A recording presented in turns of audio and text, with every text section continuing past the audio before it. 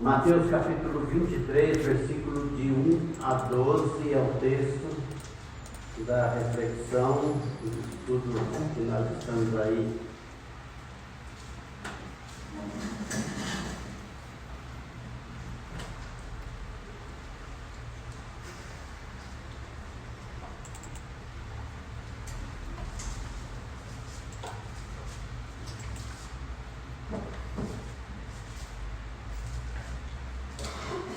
Eu vou ler, os irmãos, prestem atenção, acompanhem nas suas Bíblias, leia comigo, do jeito que achar melhor.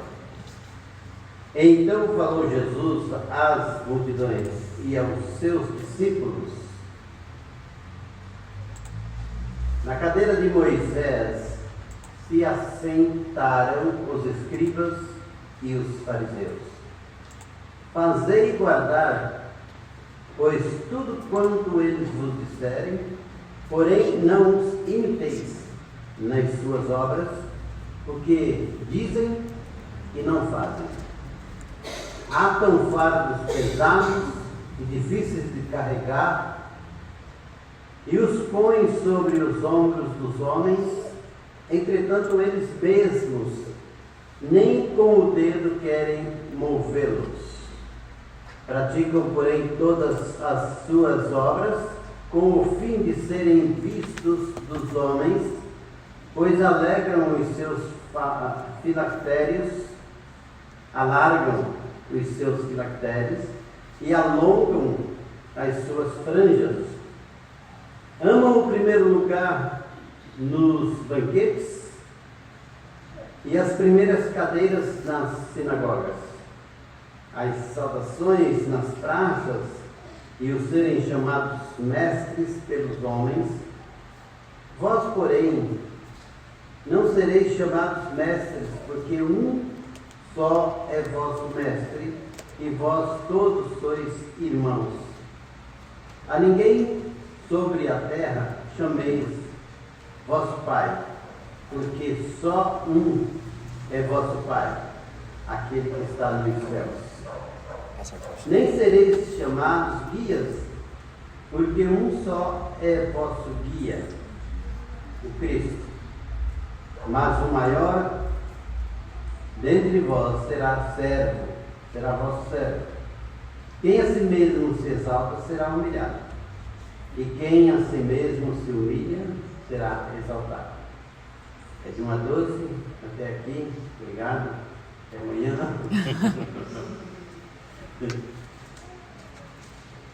Vamos orar. Querido Deus e Pai, obrigado, Senhor, pela tua palavra. Pedimos, Pai, que nos ajude, nos abençoe, Senhor Deus, nessa meditação, que nos dê entendimento e aplicação na nossa vida. Em nome de Cristo. Amém. O perfil do falso líder religioso. O perfil do falso líder religioso. O líder. O livro considera esse texto uma advertência contra os ensinos dos escribas e fariseus. É uma advertência contra. Contém as últimas palavras que o Senhor Jesus falou dentre as muralhas do templo, consistindo numa desmanteladora exposição dos fariseus e dos escribas. Jesus, sabendo que logo deixaria os seus discípulos, aqueles discípulos logo estariam só, sem a presença de Jesus, então Jesus nos adverte a respeito deles, dos escribas e fariseus, denunciando os seus erros. Então Jesus preveniu os seus discípulos. J.C. Ryle, que é o homem, o autor desse documento aqui, desse comentário bíblico, ele comenta que esse capítulo é uma advertência a todos os ministros religiosos, a todos, todo tempo.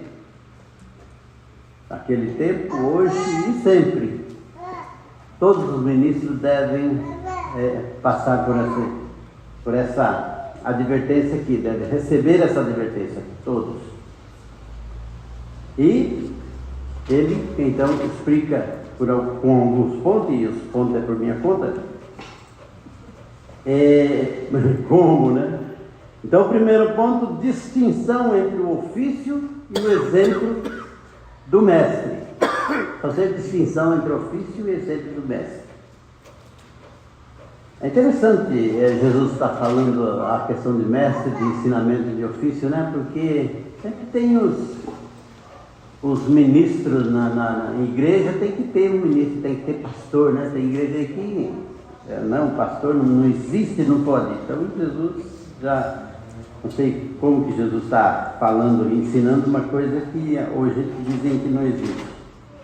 Mas Jesus trata dos ministros, dos mestres, de pessoas que estão frente à igreja, frente ao grupo, e o seu ofício lhes conferia respeito na cadeira de Moisés. Então, os escribas e fariseus, eles eram homens de respeito, eles assentavam na cadeira de Moisés.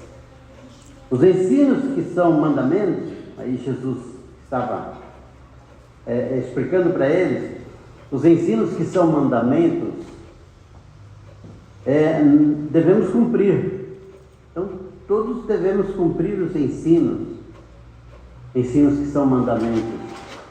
Não importa a pessoa, não importa quem está falando. A gente, quando atenta para aquilo que está escrito na palavra de Deus, você deve olhar direto para a palavra de Deus. Não importa quem está repetindo isso, se está de acordo, você acredita naquilo que está escrito. Eu lembro de algumas tantas ilustrações baratas por aí, de uma discussão entre um bêbado e um crente, e o bêbado falou: está escrito na Bíblia que você deve amar o seu irmão. O crente abaixou a cabeça, aceitou, e pensou com ele: isso é verdade, está escrito, eu só não posso beber do jeito que você bebe, né? Eu não posso fazer uma coisa que está escrito realmente, eu só não posso embriagar como você está embriagado. Então, tem coisas que você tem que ouvir, está escrito na Bíblia, é verdade de Deus, pega para a minha vida. Então aí dá para a gente entender a questão de padre, pastor, né? Existem 3 vozes, né? A do padre, do pastor e de Deus. Então você tem que, o padre falou, o pastor falou, mas Deus falou. O importante é Deus falou. O que eles estão falando, Deus falou. E é isso que é um ensinamento para nós, para cada um de nós. É claro que vai muito mais além, mas eu estou falando na questão de que Jesus estava falando, vocês devem ouvir, eles têm autoridade para falar, mas o que eles vivem, o que eles produzem na sua vida, isso não. Versículo 3 diz: fazei e guardai, pois tudo quanto eles vos disserem, porém não os imiteis nas suas obras, porque dizem e não fazem. Então, falavam, ensinavam, os outros davam até os fardos para carregar, mas eles mesmos não carregavam. Então, fazer os outros, aquela coisa de fazer, né? Só sei fazer, não faço. O exemplo de vida daqueles mestres não deveriam ser imitados. Nada além, e aí nada, absolutamente nada além daquilo que Moisés falou. Nada além daquilo que está escrito na palavra de Deus. Nada. A Bíblia é suficiente. A Bíblia é suficiente. E nós cremos nisso, numa palavra perfeita, palavra de Deus, que não precisa ser acrescentado nada. A Bíblia é suficiente.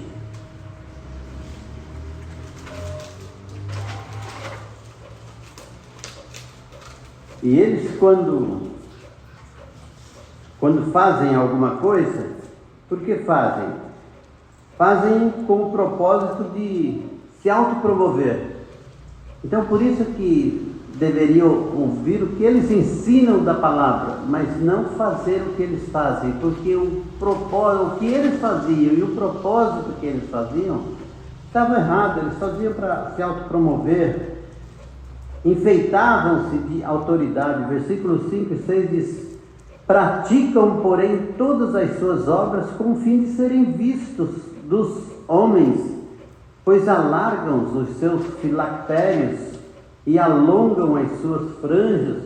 Quer dizer, nas vestes, em tudo, eles faziam com um propósito definido de se mostrarem, de mostrar santidade através de coisas, de roupas, de poder que eles tinham.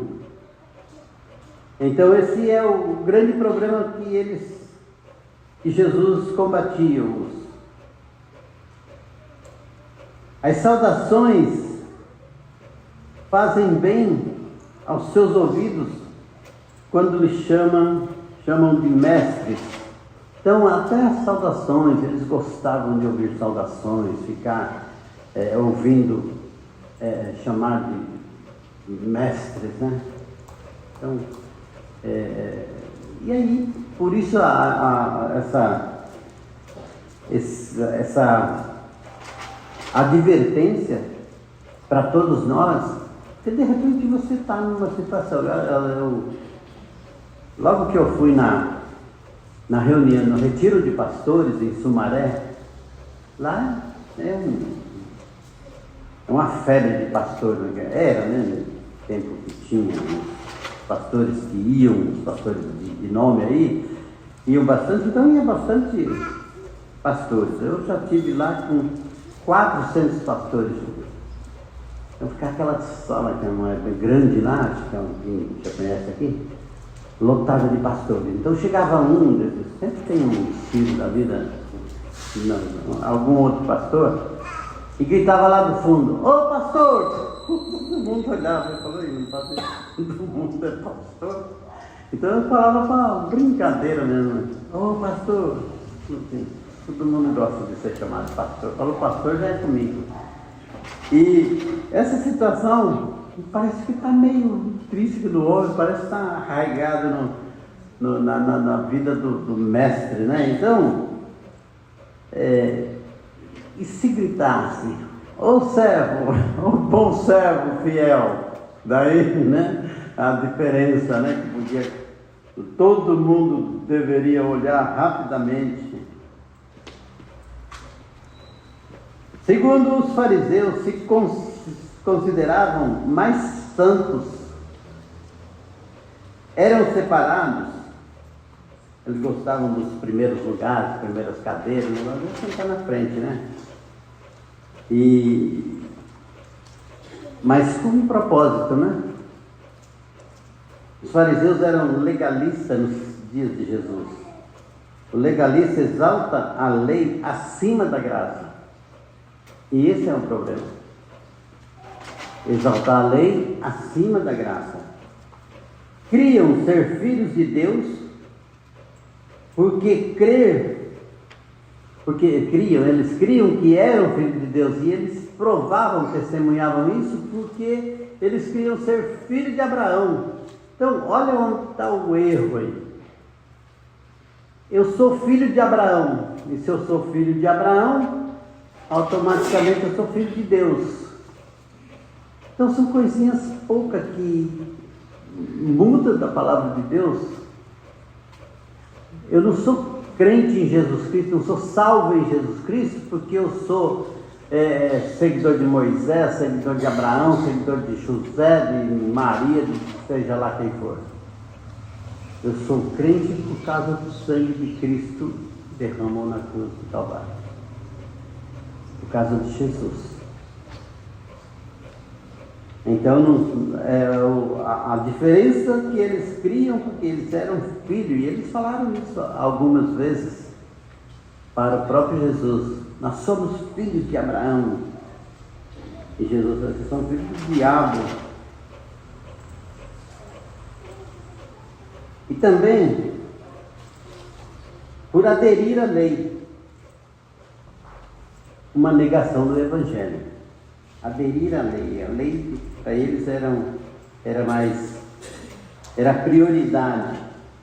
Suas tradições eram postas em igualdade com a lei de Deus.